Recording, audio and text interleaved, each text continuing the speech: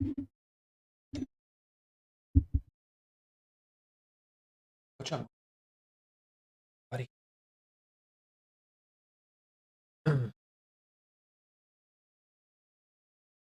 What's up? Yeah.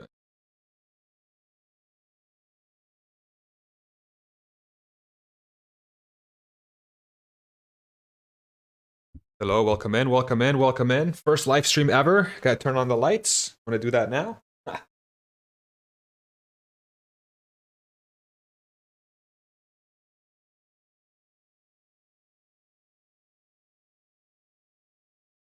Hey. Nice. All right. Let's see how this goes. Welcome in, everybody. If you guys can maybe type in chat that you can hear me, that would be very helpful. Hopefully, I know how to work this thing. Yeah, it's my first time doing a live stream, so I'm very curious to see how this goes. Appreciate everybody coming in and checking this out. Brad, hello. Randolph, hello. Brad, okay, perfect. Thank you for confirming that. Awesome. Video looks good. Are you guys anything weird with the video? Hello, Bram. Thank you. Hello from Canada. Hello. Actually, I just spoke with my my one family friend who's a doctor in Ontario, and I was asking him for some COVID advice because I don't know if you guys, some of you may already know, but I got diagnosed with COVID today. I actually have this thing on my desk. It's positive for COVID, but I was asking him for a little bit on some advice on some pills or whatever, but whatever. Anyway, cool. Yeah, thank y'all for coming in, and I really appreciate it. I think what the intention of this live stream is to, so I've never really been exposed to Palantir before.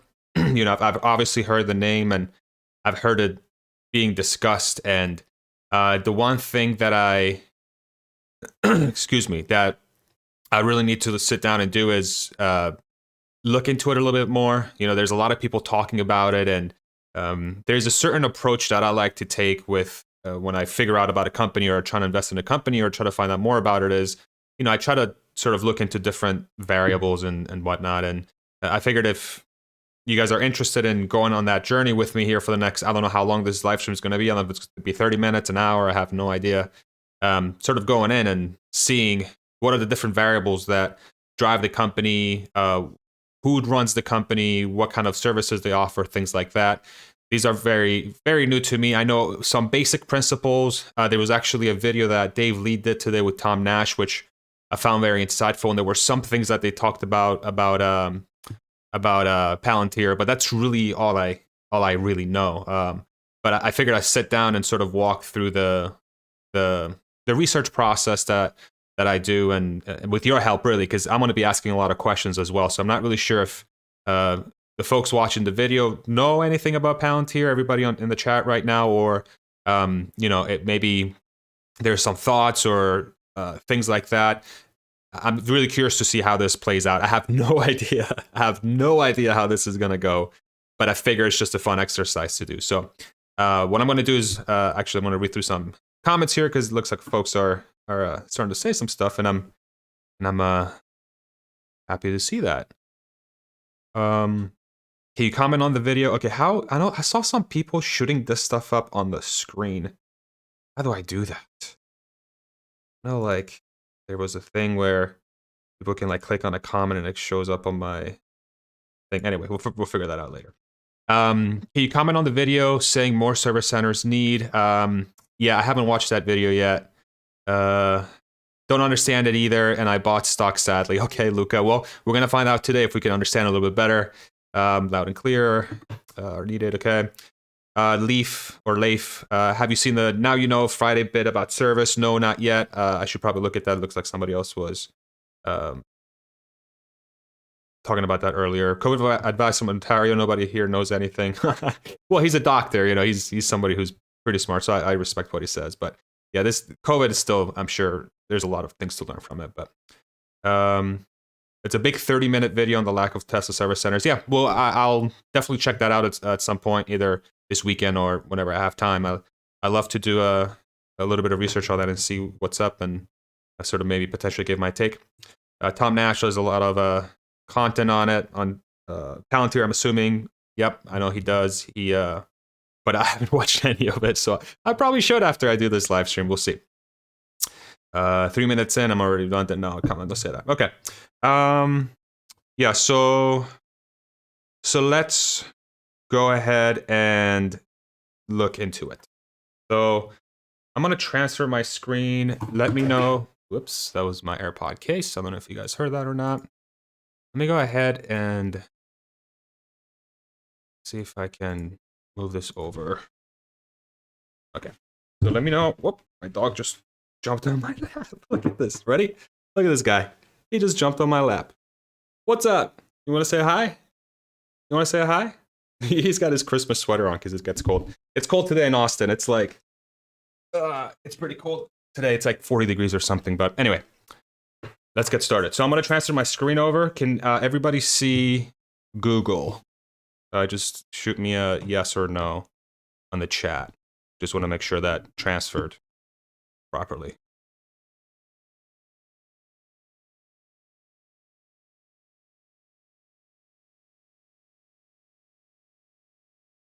Manny says yes. Okay. It looks like folks in chat, some of them like Palantir, some of them don't. Okay, good. Perfect. Okay. Do you think Tesla will make $3 billion net profit Q4? I think they'll probably make more, to be honest. But we'll see what happens. Okay. So I've never visited their homepage, so I'm just curious to see what their homepage looks like. Let me make my face a little smaller here. To see my face so big, do you? Yeah, Ishan, sorry. I saw that conversation, and it was interesting. The one thing I really want to do for myself is kind of go in and see. I think they were talking a little bit more broader, like as if they knew what the company did already. So it's like, for me, I really need to understand what the company does first. So, okay, this microphone's in the way on my screen. I got to really figure out my setup, for these live streams. Okay, we'll figure this out.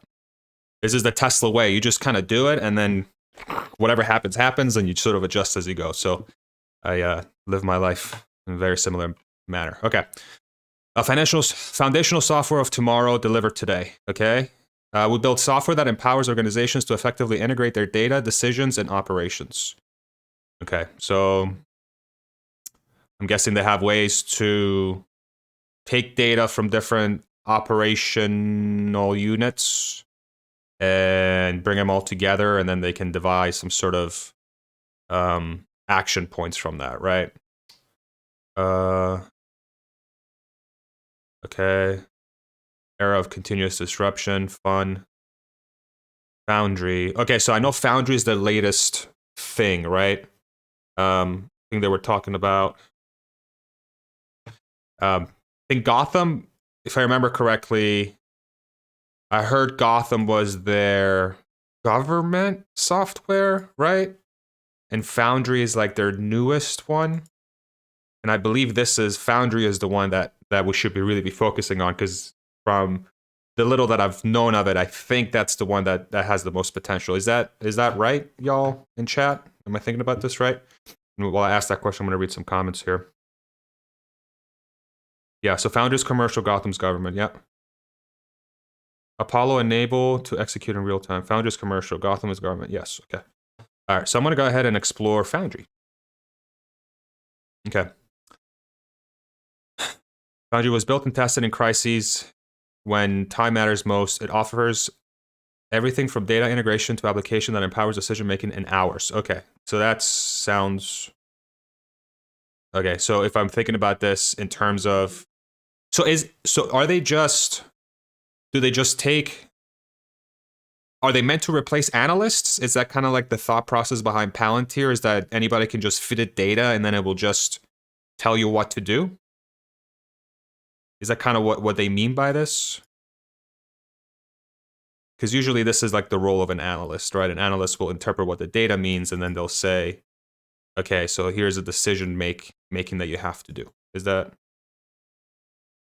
a right way of thinking about it? Okay, essentially a data platform with analytics and AI overlays. Think Databricks and Snowflake. Okay. It's almost like what Jarvis does for Iron Man. Okay. Enable key insights to make humans make connections and decisions. Also build out digital twins to enable simulation. And then the analyst is the AI. Okay. With EVs, it's all about the battery. With Palantir, it's all about organizing data that promotes optimum decisions. Okay. So they have a chart here. Can I zoom in? I wish to click on this. I don't know if y'all can see this on your screen, but they have a little flow chart here. Let's see. Software-defined data integration enables you to automatically build data pipelines. Okay, automatically build data pipelines from your systems in hours and days, not months. Okay.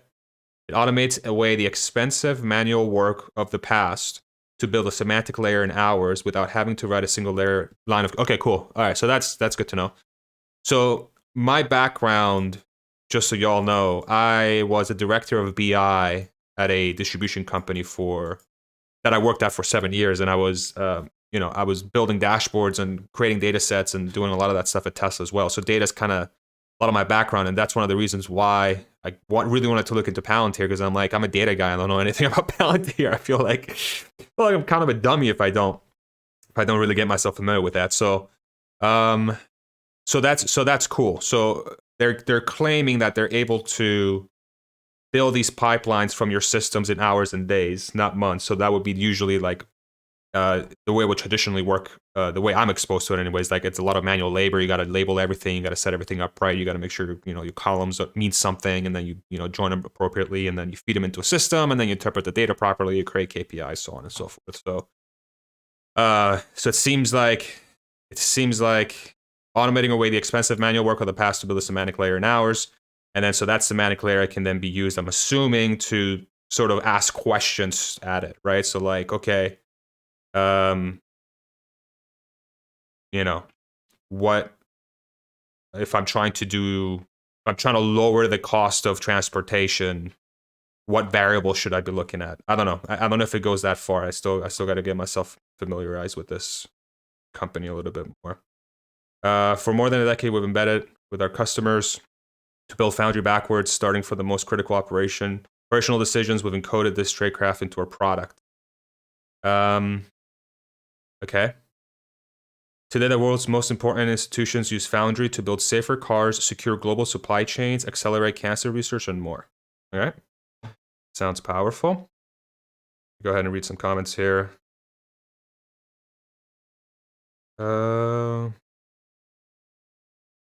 It's intelligence in the man-machine ecosystem, betting on a team that is 5 years plus building software that companies don't realize yet. Palantir will build data pipelines and make the analysts' work easier. Okay.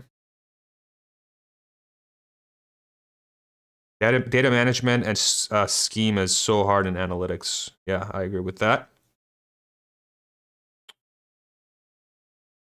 Foundry, to begin with, tries to become the data engineer of an organization, followed by the BI analyst, rolled into one software platform. Okay. What do you think of the Tesla crash today? It's not. It held up better than a lot of things, so I'm not too worried about Tesla at all. Collected data is useless unless you use that data. 100% right. Yeah. Okay. So the one thing, as I'm reading through this, and I don't know how much the website, the more I read through it, I don't know how much of it I'm really going to be able to get this idea, but like how much of, and I'm curious to see if anybody in the chat knows this answer, but like how much upfront manual work needs to be done at a company for something like Foundry to work, right? Is that something that the company does, or is that something that Palantir does, right? So like, in other words, does Palantir send their own team of people to label stuff for you and to clean up your data? Because the one thing I know for a fact is that even companies that you think are super sophisticated with data, their data is trash. It's like super, super bad. And I'm not saying that So not from the sense that it's not valuable, is that the way it's labeled, the accessibility of that data, it's very difficult. It's very difficult to interpret. And so, do you need to clean that up first before like Foundry can work for you, or is the AI part of it that the AI kind of knows how to clean it up? Because if it does, then primo, that's incredible, right? But like I'm thinking, like, how would it know to do that? Because you have so many different data sets from so many different companies that are built so differently, right? I'm curious to hear about that. Anybody know the answer to that? How does that work? Best way to learn, watch all YouTube videos on their official Palantir page. Okay, that's not a bad idea. They started as a secret government digital spy agency and also hired by corporate to spy on employees. Let's do that for fun. Why not? I'm always open to... Always want to look at every side, right? I don't want to... Oh. Yeah. Although you also got to remember, anybody can edit Wikipedia, so... Okay, history, founding. So it's been founded since 2003. It's been around for a while. This freaking microphone keeps blocking my freaking screen. Okay.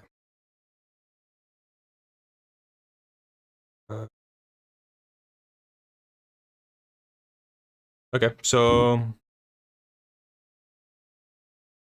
GhostNet on the Shadow Network. In 2009 2010, respective information welfare manager used Palantir software to uncover the GhostNet on the Shadow Network, China-based cyber espionage network. Okay.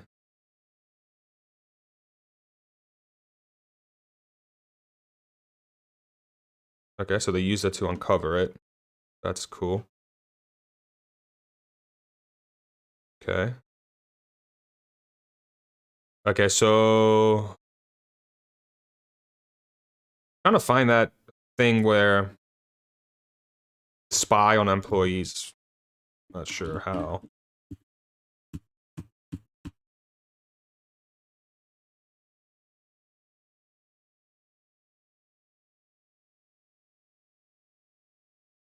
I don't know about that.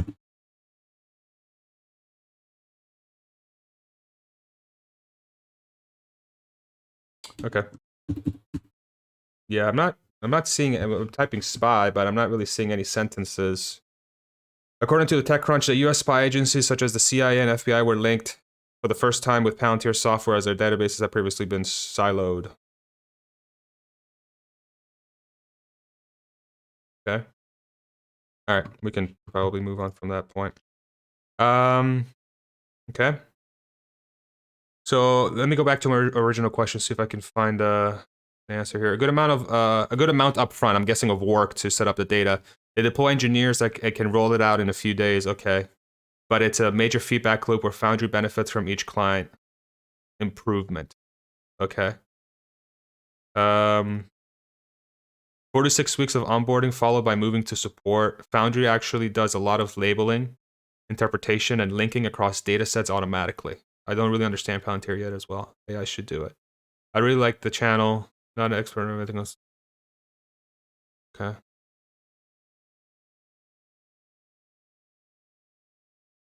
Palantir has a forward deployed team. Okay, so it looks like they have a team. So the Palantir team comes out, and then they do the work. They do the labeling work. Okay. Okay. So interesting. And I remember the video that I watched with part of the Tom Nash Dave Lee video. I wonder. Look at my face. God, I hate looking at my face on the screen. I don't know why. Yeah. It's still a weird thing doing YouTube for me, but it's so fun. But it's weird at the same time. But I love you guys. Thank you. Thank you so much for sharing this time with me. You guys are so cool. Part of the cool boys club, cool girls club. All right. What am I writing here? Tom Nash, Dave Lee. There was a part in here. Whoa, sorry guys. I don't know if that blew your eardrums out, and if it did, I'm really sorry. There was a part. Okay, yes, that their it doesn't clients, own the right? data, right? So that was one thing that stood out to me.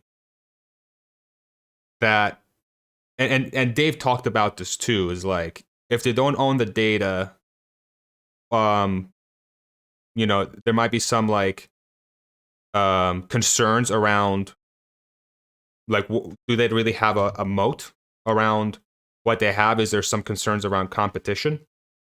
Um, and they had a pretty good back and forth discussion there about it. But I guess how does and Tom was talking about how like Palantir gets better or it learns from the data without having to have the data, right? Like they can learn how to make the system better without having to um, own the data, just having access to the data. How does it? Does anybody know how it does that? Like, how does it do that?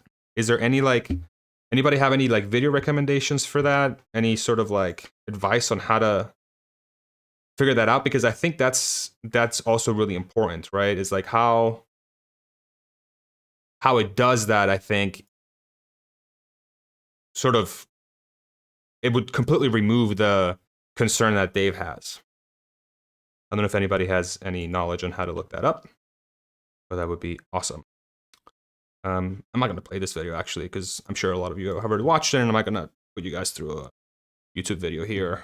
But it's something that definitely go check it out if you haven't seen that. That entire interview is actually really, really good, and the little bit that I sort of gather around Palantir seemed to be a really good discussion. But that's interesting. Let me go pull up their investor relations page.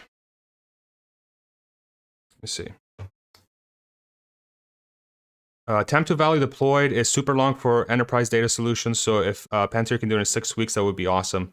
Yeah, I agree. It usually takes super, super long. I mean, honestly, most companies, to be completely honest, and I was part of something like this at my previous employer before Tesla. We deployed something and we never got the value from it. Like, and it took like a really long time, but it just never came. You know, I think that's pretty common.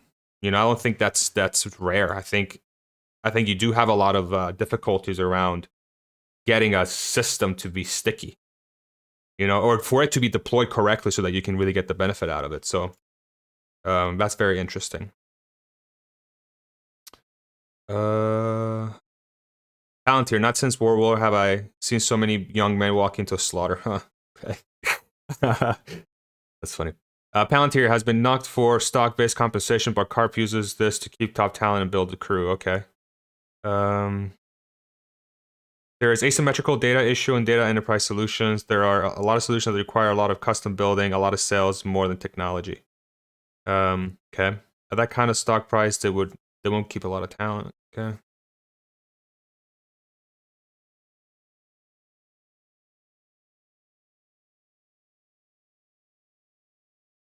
Okay. I'm curious to see.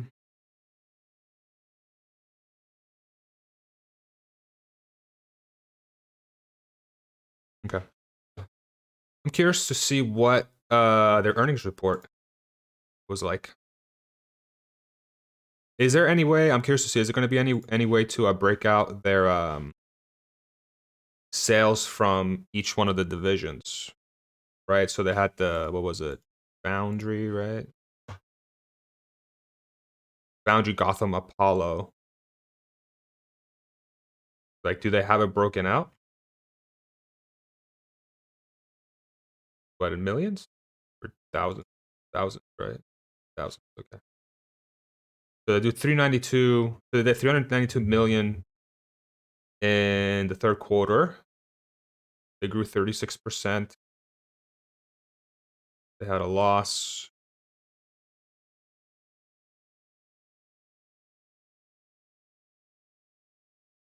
Okay.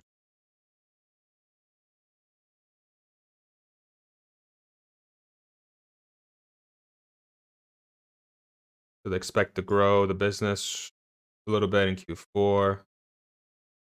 Where is their? Okay, there we go.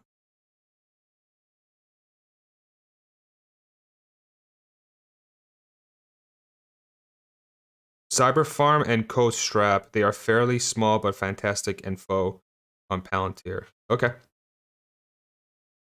I'll make sure to write that down, actually. Do that now. Let me open up a notepad. Anybody else have any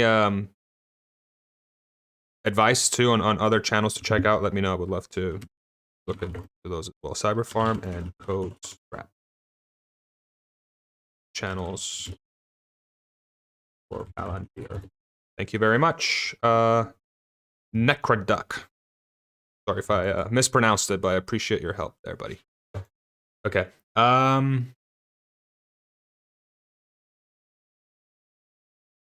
Okay. So they don't make money, do they? They're not profitable. Or Cyber Fam. Thank you. Cyber Farm. Palantir Vision. Okay. Palantir Vision. Thank you.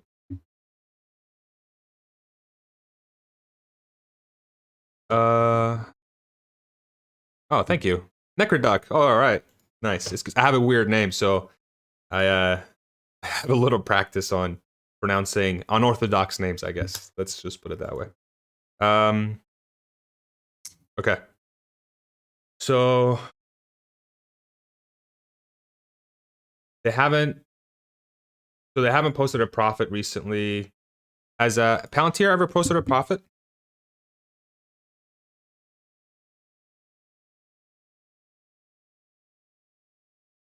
Anybody know? Yeah, I do know Chicken Genius. He's great. I really like Chicken Genius a lot, actually.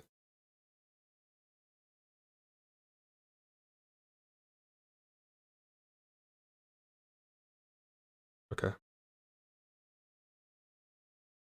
So we have no, they have not posted a profit, and technically, yes.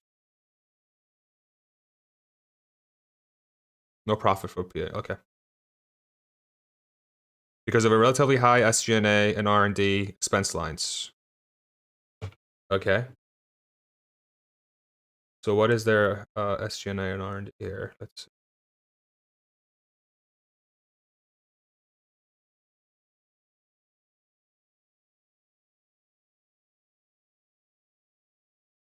Okay. So their R&D went down quite a bit. So 94 million in R&D and then 150 in SG&A, roughly. Sales and marketing. So they still do sales and marketing, okay. 153 million. That's a lot. So the one thing that damn. So the thing that stands out to me is that they do roughly 400 million in revenue. So this is, I'm just looking at, again, I'm just looking at numbers, right? I don't know jack nothing about the company, so bear with me as I walk through the logic, but I'm curious to see how you guys sort of think about this with me. But they do 392,000 in revenue. They do 153 million in sales and marketing. Okay. So that's what, 40% ratio, roughly? And of course, I understand that, obviously you have to market, right? You have to have a marketing department, whatnot. And if they're still growing their business, it makes a lot of sense that they're going to be investing a lot of money doing marketing. It is surprising for me, though.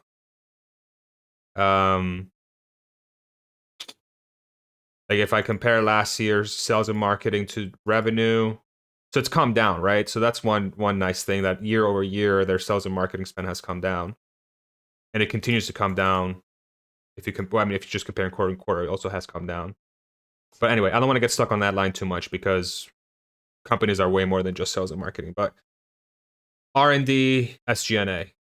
You know, I mean, I would make the argument that if there's one line that they're really um, really expensive on is really the sales and marketing side. But again, if that's what's required to grow the business, that's what's required to grow the business.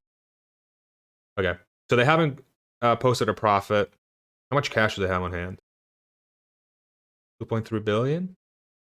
Nice. How much debt?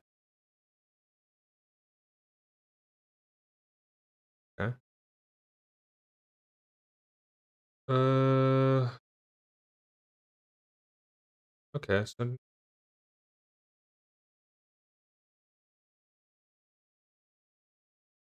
okay. Doesn't seem like there's anything too alarming. On Gap Recon. Okay. Okay. All right. Interesting.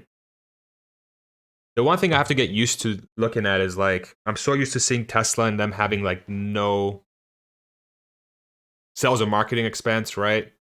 Especially once they got out of their growth stage and seeing a company like Palantir, it's a it's a software company, right? So if it's a software company, um, you would expect them to, or is it a software company? Am I thinking about that right? Tell me if that's a correct way of thinking about Palantir as a software company. Um,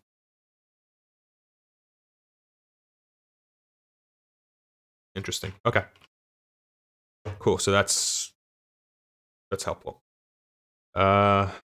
Reading through comments here real quick with y'all.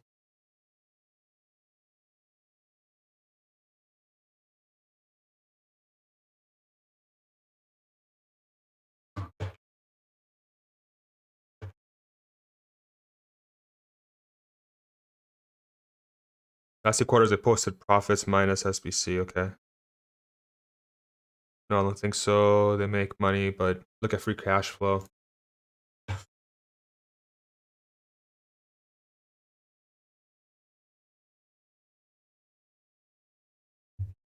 Okay. That's nice. They're generating cash. That's good.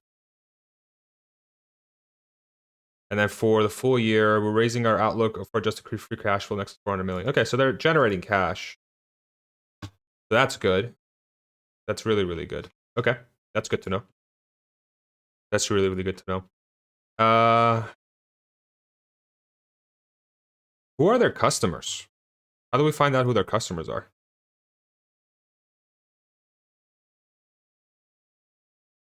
Who are your customers?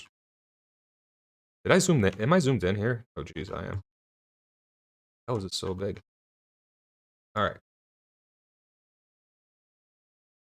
Kind of like the website. Smooth.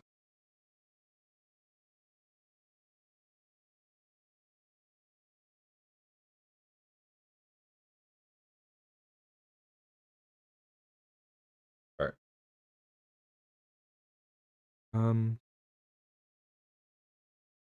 Stock-based compensation. Okay. So they're cash flow positive, but you need to account for stock-based. Okay, I'll look at that stuff after the stream ends a little bit more closely, the financials and stuff. I'm just trying to get a grasp overall of what the dealio is with our friends at Palantir. Is the icon is a subscribe icon blocking my face? By the way, y'all, if it is, let me know. I'll move my face to the other side. Or who cares? Why do they need to see my face? Whatever. Okay. These people were right no matter what they said in 2020 and maybe last year, but these things could stay down long profits. Okay. Oversubscribed. Completely oversubscribed and over diluted offering. Not sure why everyone is so enamored with it. I'm not sure net profit is relevant for early tech companies. Yeah, that's a fair point. That's a fair point. As far as that, I highly recommend watching Alex Karp's most recent interview. Okay. That's the CEO, right? Pretty sure it is. All right, I'll make sure to do that. That's another thing that I'll definitely do after this live stream is sort of in the same way that I absorbed a bunch of Elon stuff with Tesla, I'll absorb a bunch of Alex stuff with Palantir.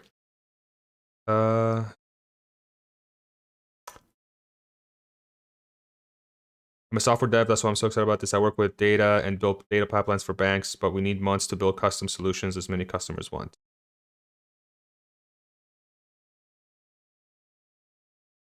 You want this thing keeps moving. This is very annoying, huh?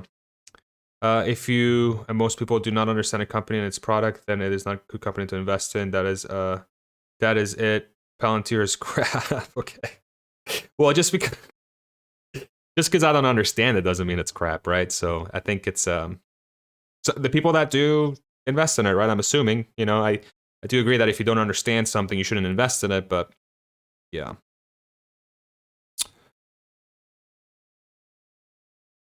Okay.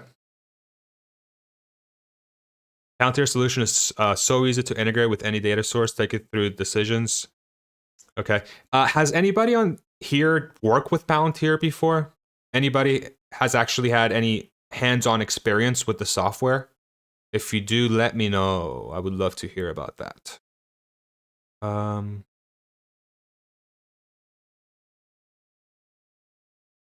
Very strong deal pipeline from what I understand. Okay. How do we okay. Palantir. So let me go and see who their customers are today. How many companies use Palantir? Okay, but how do I know that? How do I know that's legit? It's just on their website. Okay. Tell me who you work with.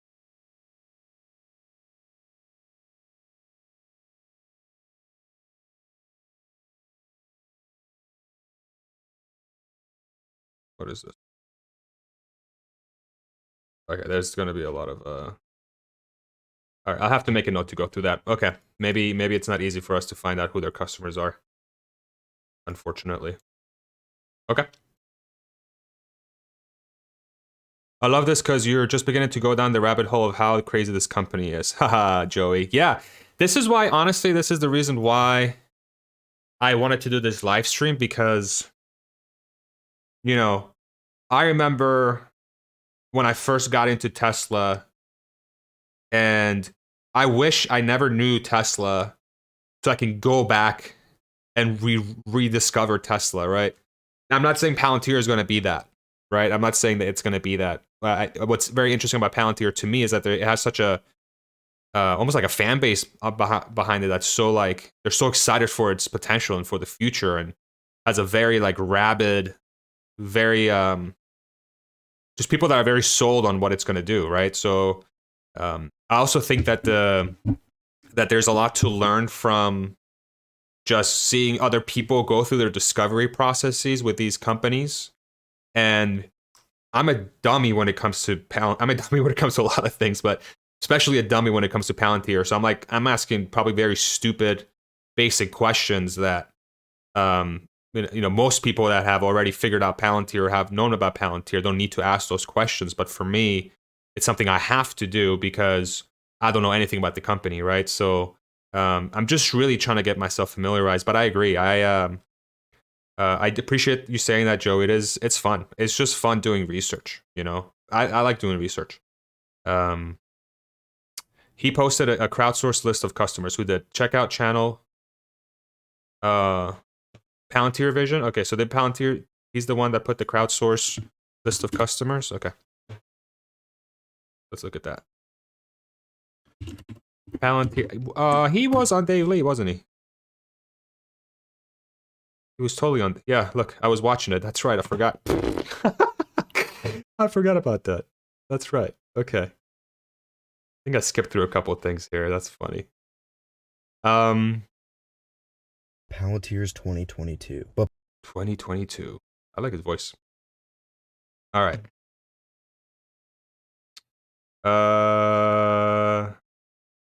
Maybe if I Google it. Palantir Vision customer list.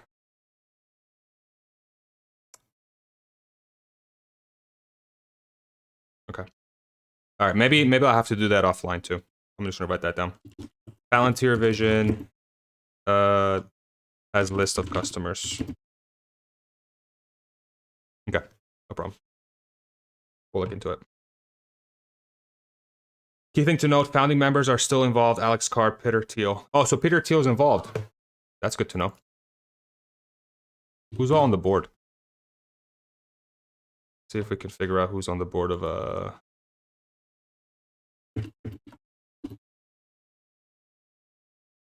what we got in here. Yeah, Mr. Karp, CEO. Nice hair. Okay, Spencer Raskoff. Haven't heard of this gentleman. Angel investor Alexander Moore. Alexander Schiff. Stephen Cohn. Yeah. Peter Thiel has a good track record with investments, doesn't he? Okay. Very interesting. Kind of like the aesthetics of. I gotta tell you, I do like their website, and that's such a stupid thing to say when you're researching a company. But generally, what I found is if a company is good at something, they're usually good.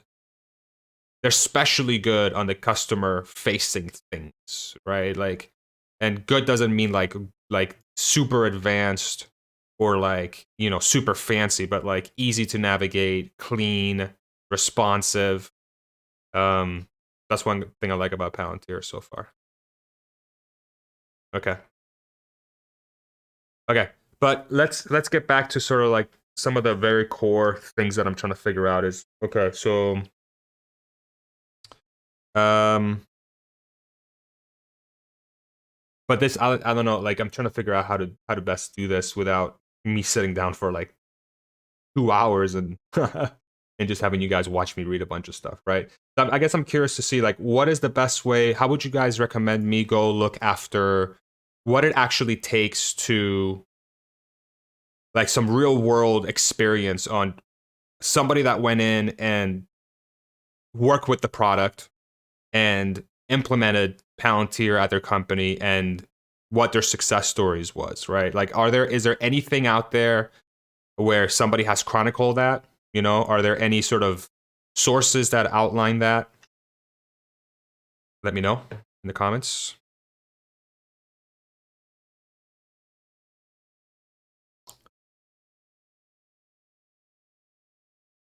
Peter Thiel is also very handsome.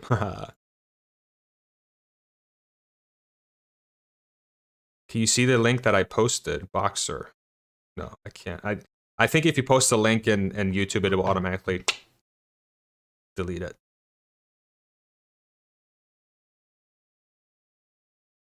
Peter Thiel has a good track record on investments, understatement of the year. Yeah, probably, right? The dude is, he just knows what he's doing. He's a smart guy.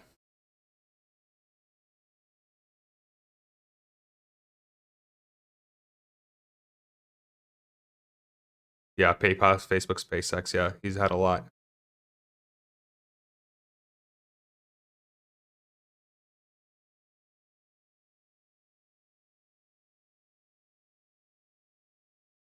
Okay. Okay. I'm curious to hear from y'all. What is your, for those that have followed the company, like what is your favorite thing? What's your favorite thing about the company right now? Right? What is by far like the thing that when you think about the company, you're like, this is by far the best thing about the company, my favorite thing. What is that? Drop it in the comments and I'll read through them.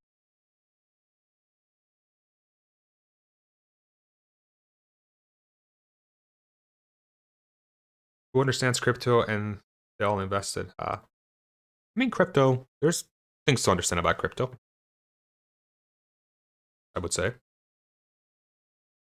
The reason why the US was pretty good about deploying the COVID vaccine in the US is because of Palantir. Okay. That's cool. I didn't know they were involved. I mean, I knew that Palantir was involved in government contracts, but I wasn't aware that they were involved in the COVID rollout. So that's cool.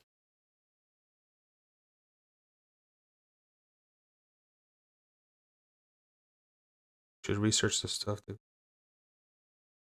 Okay.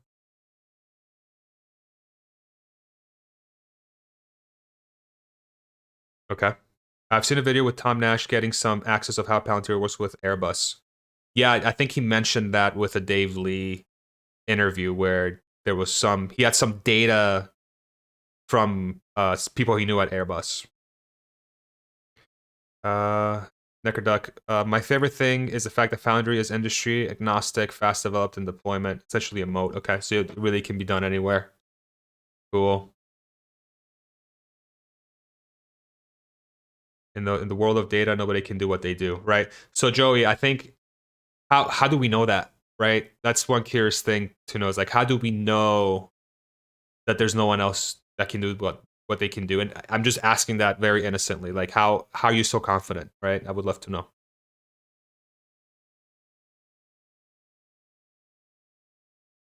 Customers trying to become clients. They have dominated government space, a small company.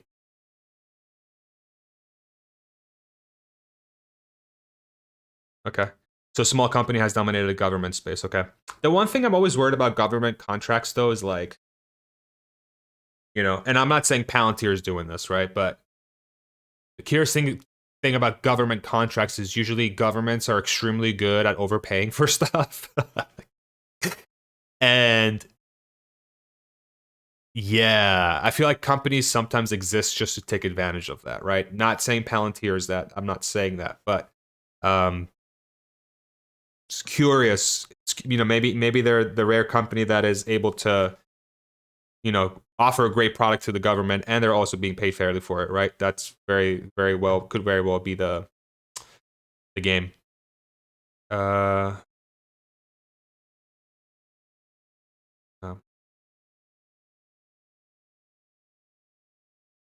Okay. As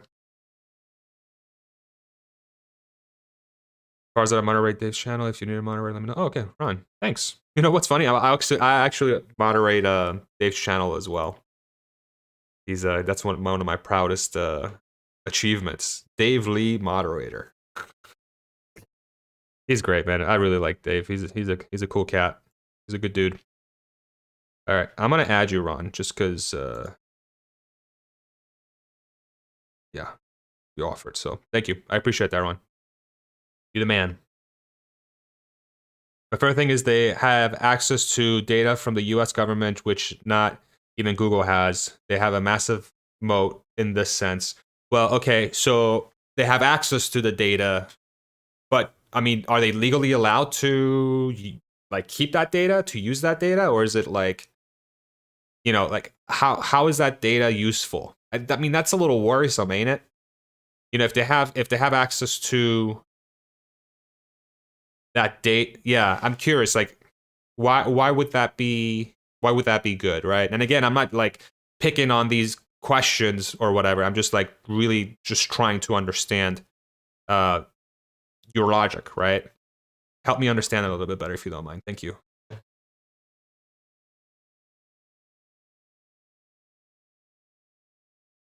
Completely adaptable to any type of data analysis, and is very agnostic to any type of business it can work with. Yeah, I mean that's typically what software is, right? So I think that's good that it can do that.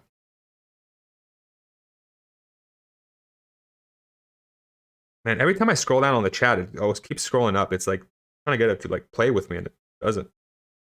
Like a freaking first-time noob streamer learning. I've deployed data engineering and management platforms across 10 enterprises, 10 plus enterprises. The space is very fragmented. Palantir comes across and one of the only vertically integrated offering set. Okay, so that's cool. So like they have everything under one roof, which is very helpful. That's good to know. Thank you.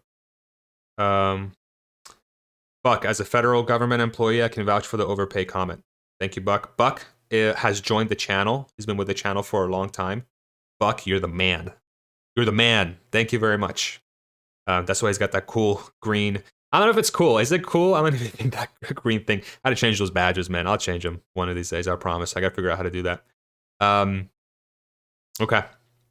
But no, that governments love to overspend for underperforming product, and yeah, that's what I'm always weary about that. I think you have a good point on the government contract, but their commercial business is growing too. Okay.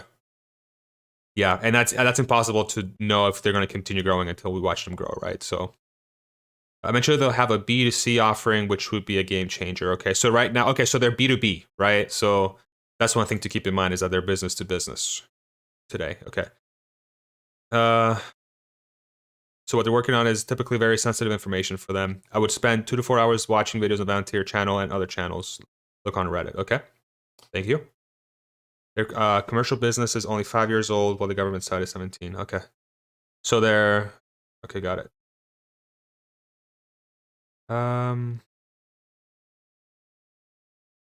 Just got a message saying the audio stream's current bitrate is lower than the recommended bitrate. Can you guys still hear me?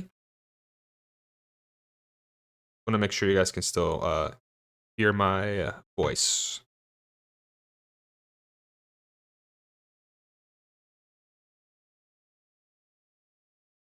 Okay, fine. All right. Yeah, I just got the audio stream's current bitrate 0 is lower than the recommended bitrate. Okay, very good, YouTube. Thank you for thank you, buddy. Commercials growing fast. Last Q was excellent growth there. Okay. I want to invest because I can't see what activities this organization has been involved with and their culture and lineage is CIA. What country haven't they screwed over? I don't want that karma. Oh. Yeah, I mean, it's different folks have different investment thesis, and that's one you're strongly believe in. That that's your thesis, and more power to you. It's logical. So, yeah.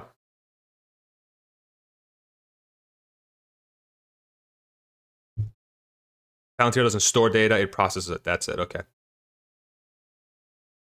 I'm always yeah. Okay. We'll give him the benefit of the doubt on that one.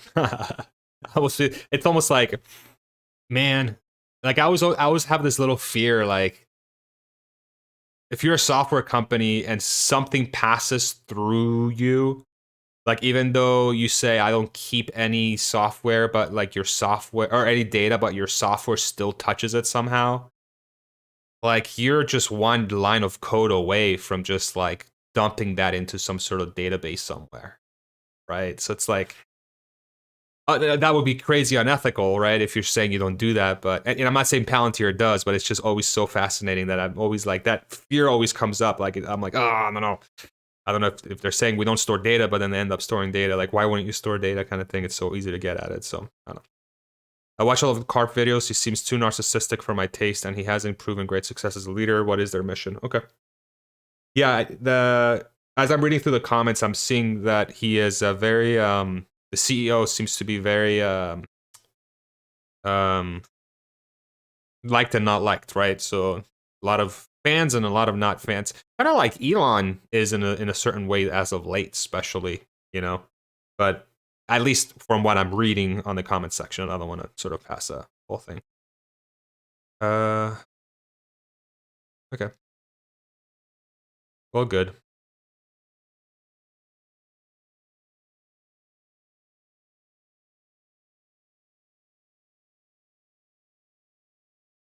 I appreciate the discussion. Palantir's value proposition to government is to use your data responsibly and trackable. All right. Your voice is very good. Thank you. It's the microphone more than anything. Trust me. All right. I have a lot of research to do. All right. What do you guys think is the biggest weakness of Palantir? What is the thing that's really a problem? Is it because the one thing I think about Palantir, so when I'm thinking about Palantir, right, I'm saying, okay, why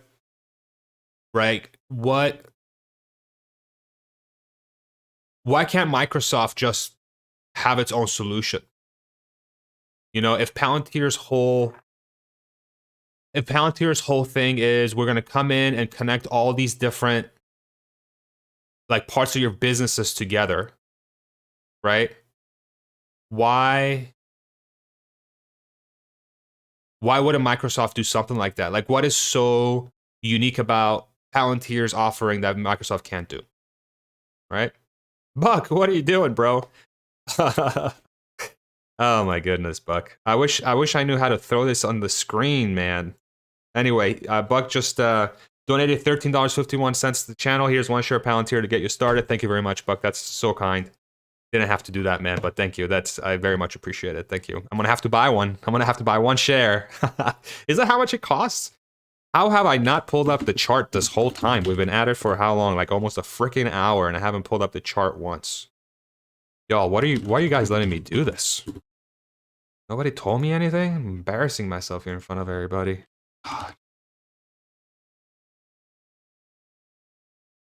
Okay. To the penny, Buck. You're the man. Look at that. Let's look at the chart, shall we? What's the chart doing? Okay, so it IPO'd September 30th, 2020. About what, a year and a half ago? Call it. It spiked to big bucks, 44, sidewaysy for a while, and then it's been crashing like the rest of the freaking market. So, okay. So if there is a time to buy it, it's sometime soon. Man, look at that though. It's almost back down to. That's painful, huh?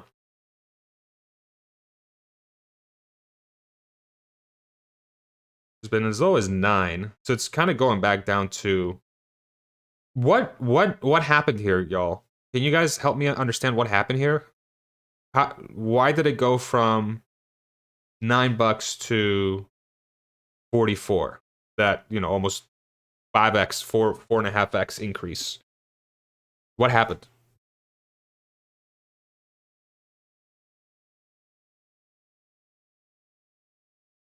Ron, make sure to hit the thumbs up button, guys. Yeah, thank you, Ron. Yeah, hit the thumbs up. Ron knows how to run my channel better than I do. Maybe you should do this one, dude. Can I screen share? Hey. It's fun. This is fun. I'm having a good time. I hope you guys are having a good time too. Just watching a dude trying to navigate his way through understanding how Palantir works and how to live stream properly like a person. That's so funny. Okay. Yeah, basically, like, what's a competitive advantage? Yeah, that's yeah, that was part of my question previously, is like the weakness. Okay. The weakness is the price, not the company. Okay. I think you need to see the product. Yeah, I do need to see the product. I agree 100%. I think that would really help. Let me go back and read some of the weaknesses that people have posted. So share supply, scale, product isn't scalable. Oh, product isn't scaled. I'm sorry. Too many shares, polarizing CEO reduces need for marketing department. Yeah, that's true. Well, I don't know. They have a pretty big sales and marketing spend though, so I don't know. I don't know if is Karp kind of the same person? Can he market the same way that Elon does? Like, how Elon is sort of a one-man marketing show. He sitting on the toilet. He makes better decisions on a toilet than entire marketing departments for multi-$100 billion companies. I mean, I think that's going to be his biggest achievement ever. Is like he's a one-man marketing department that literally markets every time he poops. Great. The new sales team is the biggest weakness. Okay, wonder why that is, Jake. Lack of transparency. Okay. I mean, if they have government contracts, they're not going to be able to be very transparent with them. But the foundry stuff, if it is commercial, then I'm curious to see how much more they can do to be more public with that stuff. But maybe I just need to go on their calls more often, right? I think that's what I need to do. They need a thinner product for SMB sales. The scale is what I see. Okay, scaling too slow. Yeah, because if I go back to their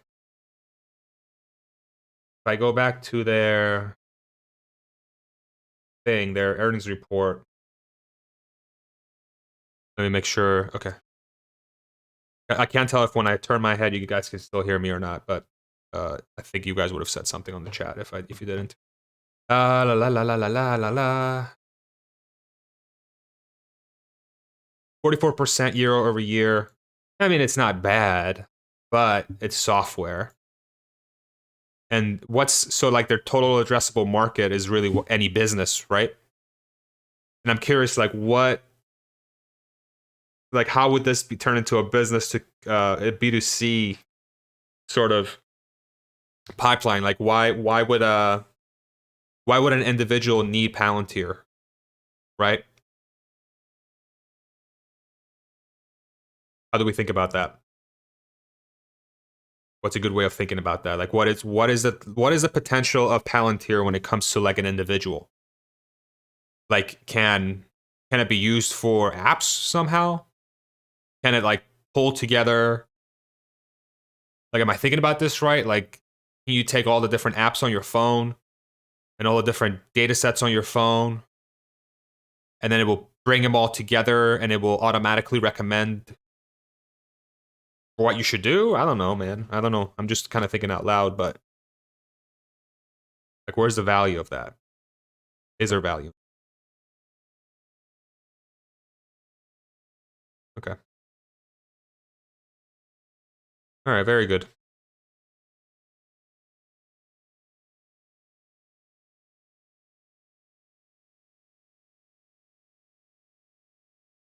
Okay.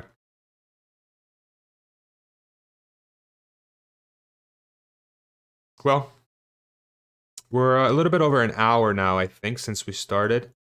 I think we should probably start wrapping this up, right? I really appreciate you guys coming on and really helping me through this. My first live stream.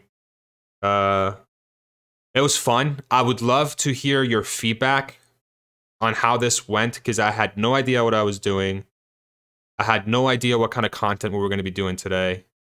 And I'm just going to start researching Palantir, and I'm going to try to do it with your help, and sort of read your opinions and what it is. I'm just going to do a Q&A for a little bit. If you guys just want to start asking questions about whatever you want, go ahead and start dropping some questions, and I'll answer them for you. If you like. If not, then we'll call it a day. But we'd love to see an interview with Tom. Let's do it live, guys. Yeah, if he wants to come on, that'd be sick. The biggest customer with John. Okay, congrats. Love to see more like these. For sure. Thank you. Okay, we'll definitely. Yeah, this is fun. This is fun for me. So I would love to do more of these. You need to get head on with Tom Nash. He is a big yeah. He definitely is. I saw his Dave Lee video that he did today.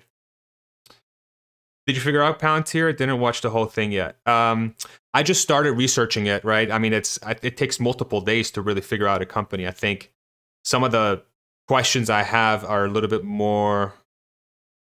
I think I really need to figure out what I need to see it with my own eyes almost. Like, I'm wondering if somebody has any way of having access to that sort of information or thing. Like, can I see it in action? Like, what does it, like, can I see it, right? Very curious to see how it goes.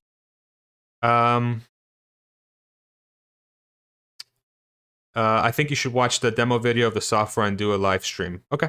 I'll definitely look to do that. That'd be cool, right? Let me write it down.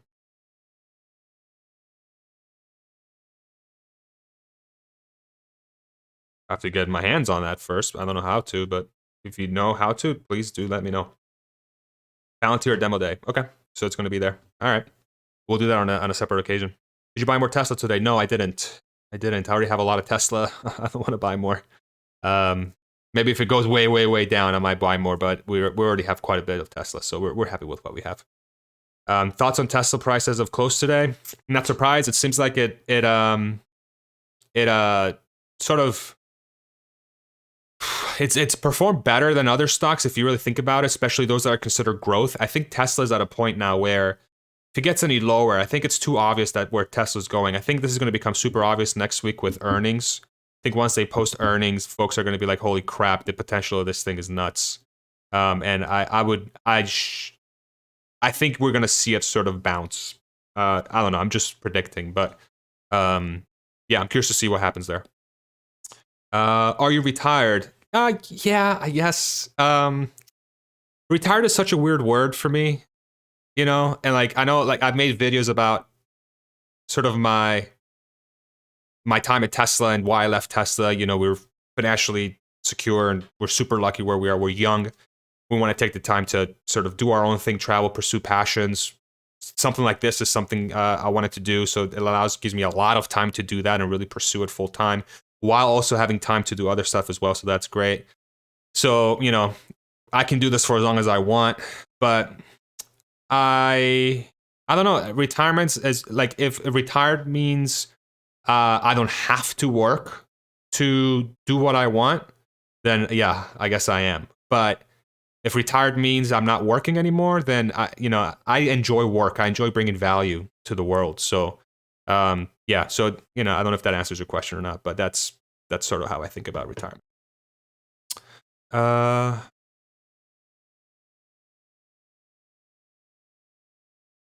Tesla earnings expectations, big numbers. Not sure exactly what the earnings are going to be, but I think I wouldn't be surprised if it's over 3 billion. I would not be surprised at all. What do you think the stock is going to do short term after earnings call?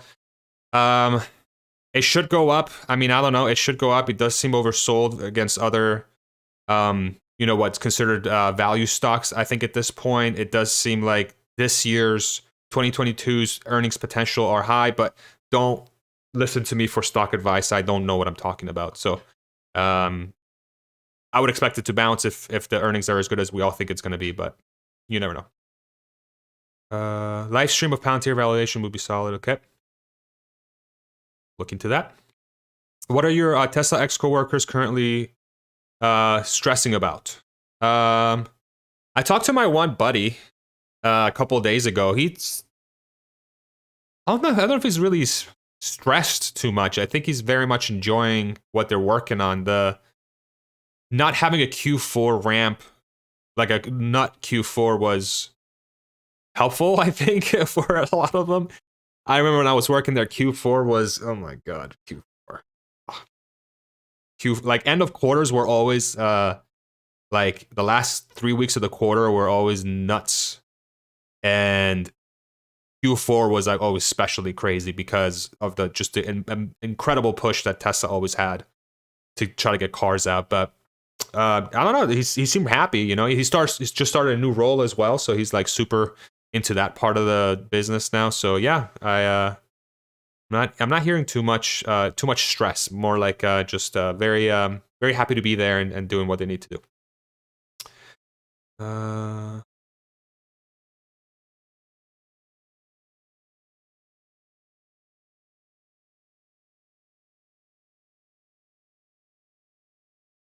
What are your biggest holdings besides Tesla? I actually did a video about this yesterday. If you want to check it out on my channel, but basically it's, excuse me.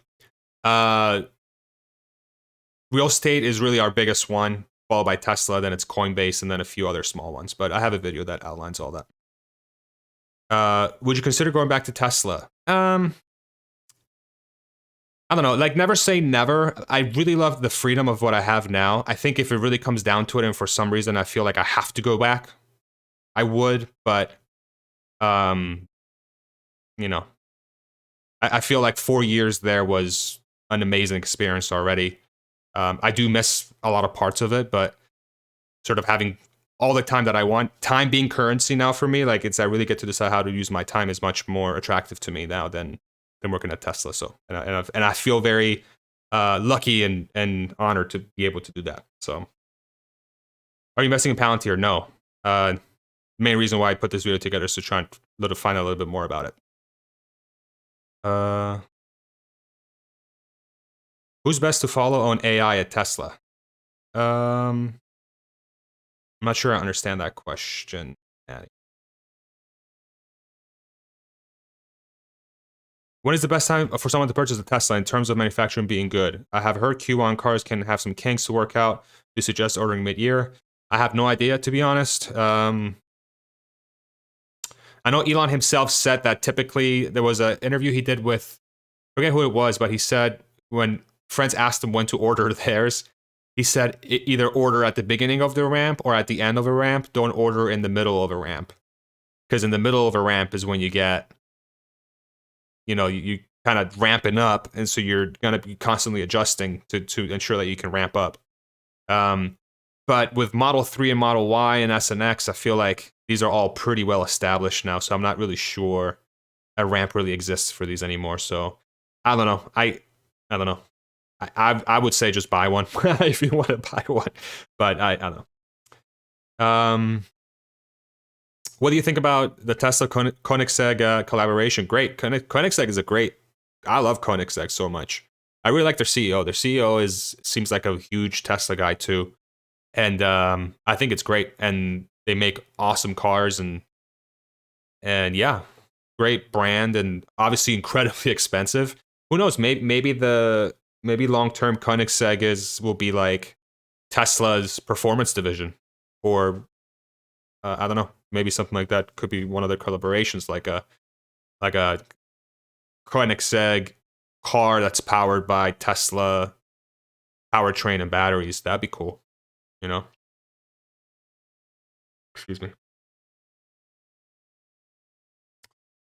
Would you consider starting a fund? That's not in my plans. No, I don't want to be responsible for other people's money. To be completely honest, I don't trust myself with it already.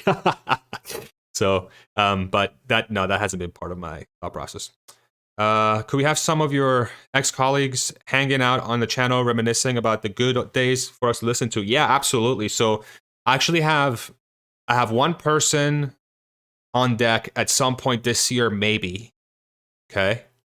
And my really good friend, Greg, once he's sort of his time's done, he doesn't even know when that is yet. I don't know if it's going to be this year, next year, or 10 years from now. I have no freaking idea. But there's a couple people that are interested in coming on. The one thing there is that I have to, make sure that they're not working there anymore, because, I don't want them on this channel talking about work stuff while they're working there. That doesn't seem, NDA will cause all kinds of issues, and obviously they're working there already. So it's like, I don't want them sort of feel constrained. If I want to have that conversation, I want them to be open as much as possible, right? So yeah, so I'm waiting for them to exit, and I want to do it with people that I really know. I don't just want to do it with just any random Tesla employee. Maybe over time, as because I've had folks reach out to me that worked at Tesla I've never met before, that shared that they love the channel and all that stuff. And really, they say like they've agreed with almost everything that I was able to communicate about the company. Minor differences here and there. Obviously, not everyone's experience is going to be the same, but that's something that I would love to do. And there are plans, but I want to be respectful of people's ability, and also not everybody's comfortable in front of a camera. So, and there's a certain way I want to do it. So, but those are coming, and I'm very excited about doing it, because it's going to be super fun. Maybe we'll have a beer while we do it, right? I mean, then we'll get a little loose towards the end, and nothing important is going to come out. Not important, sorry. Nothing secret is going to come out that we're not supposed to be saying. Everything's going to be important that we're going to be saying, but we got to be careful with the NDA. So. It's because it will learn. Okay. Will Tesla Robot give Palantir a rough time? Tesla Robot, that thing isn't harnessed, boy. That thing can be dangerous.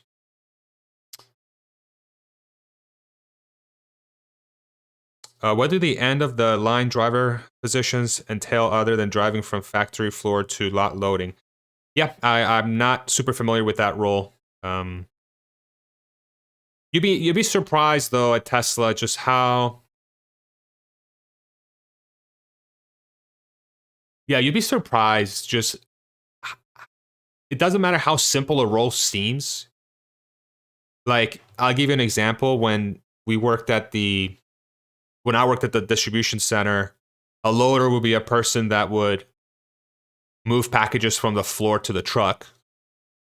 But then that person devised ways to make that process way more efficient, helped with like how packaging was loaded onto the outbound floor.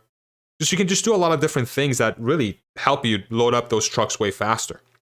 So like those people that might just seem like they're moving things, they're also very it could very well implement things that help them do their job even faster, which helps throughput, right? So you'd be surprised. I don't know that specific role too much, but you'd be surprised.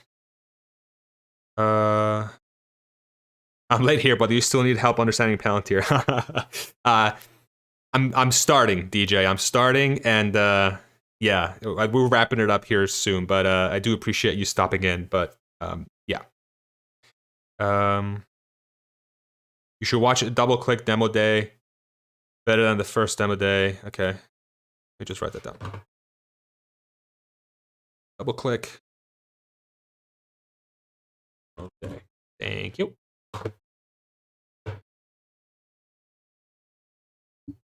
When is the band getting back together? Buck asks. Oh man. Well, my old bandmates live in Pennsylvania, so probably never.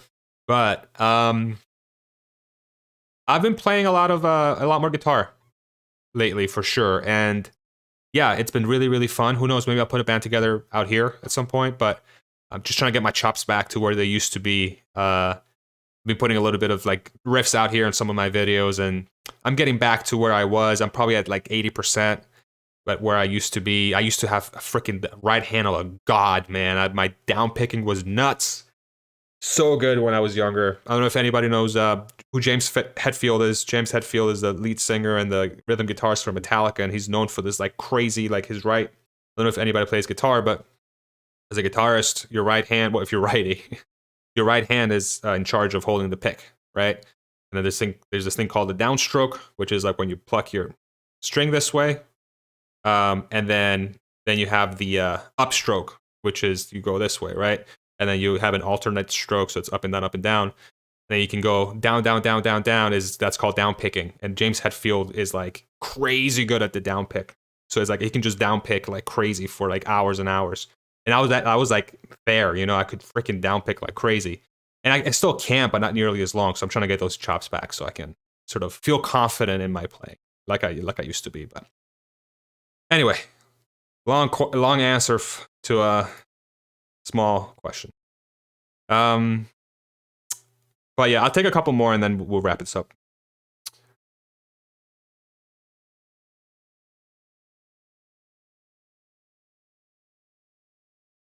Should I sell my Palantir stocks to put in the Tesla? I have no idea. Can't answer that question, my friend. Did you see Volkswagen's D's comments today? He looks nervous. I saw somebody, didn't Rob put out a video last night or something that where he was covering that? I didn't watch it. I gotta watch that.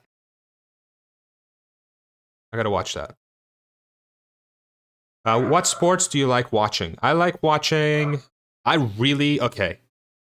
okay. I'm a huge college football fan. Like a huge college football fan. And I went to Penn State. And I get irrationally upset when Penn State doesn't win. I've gotten much better at it. When, like, maybe even as early as 2 years ago, I would watch a Penn State game and they would lose. And usually they would lose in very, 1 second. Just want to take a sip of water here real quick. My throat's getting dry. Apologies, guys. Yeah, they would lose in heartbreaking fashion, and I would just be upset for the entire weekend. And my wife's like, "You got to stop. Like, this is so ridiculous. Like, how old are you, bro? Like, come on. wake up. What's going on?" And I got over it a little bit more, but it still hurts to see. But college football, I really enjoy watching college football. Living in Austin now, in Austin, Texas, a lot of UT fans, University of Texas fans out here. They have a good team, a lot of history, great heritage. They usually have great teams, but I don't know, they've been suffering a little bit these past few years, especially this past year. They had a pretty rough season with the new coach. And I also love watching tennis. I love tennis. What I love about tennis right now is, oh my God, just the Iowa Hawkeyes. Oh God, not the freaking Iowa. Ugh. I have so much to say about Iowa, but I'm not going to. I'm just going to say respect. I like your uniforms, and the wave tradition is one of the best in college football, but I'm just going to stop there.